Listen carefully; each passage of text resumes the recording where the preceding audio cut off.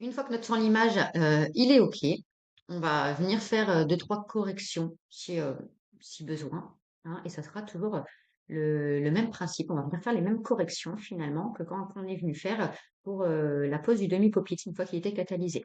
C'est-à-dire qu'on va venir se concentrer sur nos parallèles. Donc là, principalement, vue de face. Là, on va venir corriger tout ce qu'on ne pourra plus corriger à la fin. OK? Donc si, justement, ton son image il est un petit peu volumineux, que tu as besoin d'affiner ta vue de face au niveau de tes parallèles, c'est à ce moment-là qu'on va venir le faire. Et on sera toujours dans le même mouvement.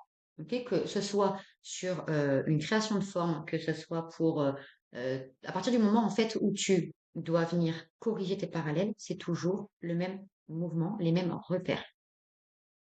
Donc on va venir avec la lime droite, ok, à 90 par rapport à l'ongle. Donc la tranche supérieure vers le haut et pas vers le côté. Je répéterai, c'est pas grave.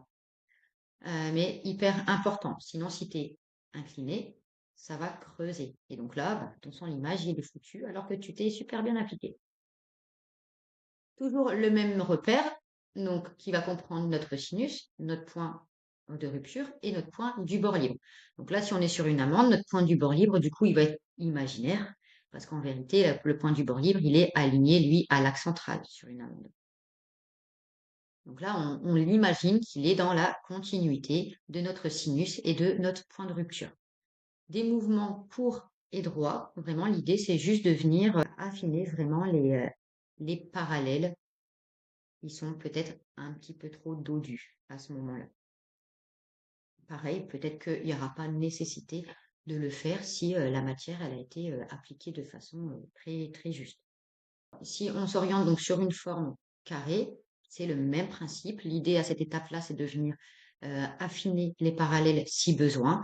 Et donc là, toujours avec notre repère des sinus, du point de rupture et du point du bord libre. Là, cette fois-ci, parce qu'on est sur le carré, la position de la lime, elle est identique. La tranche vers le haut à 90. Donc là, tu vois, on a bien notre angle droit entre le bord libre et la lime à 90. Okay, hyper important.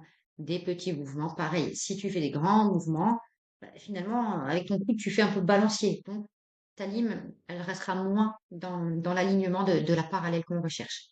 L'idée dans cette étape-là, c'est qu'on va venir apporter les petites corrections nécessaires qu'on pourra plus effectuer après la pose de couleur.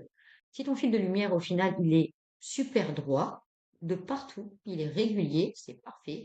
Ta vue de profil, ton architecture, elle est belle, ton apex, il est bien à la bonne place, tout est nickel. Voilà, il y a juste peut-être un petit coup sur les parallèles à corriger pour avoir la finesse qu'on recherche et la continuité toujours de notre ongle naturel. On est OK, il n'y a pas besoin de plus, on pourra passer à l'autre étape. À cette étape-là, encore une fois, on ne raccourcit pas la longueur. Ok, vraiment pendant la pratique, vous allez voir, ça fait toute la différence. On ne raccourcit pas la longueur non plus à cette étape-là. Ok. Du coup, si on a aussi un petit bourrelet qui est quand même présent, malgré le fait qu'on a retourné le doigt, si on a un petit bourrelet qui est présent donc, sur le bord libre, que ce soit sur une amande ou un carré, étant donné qu'on va venir raccourcir à la fin, ça permettra de le supprimer. Si vraiment ça te titille, tu peux le supprimer là maintenant, mais ça sera supprimé à la fin.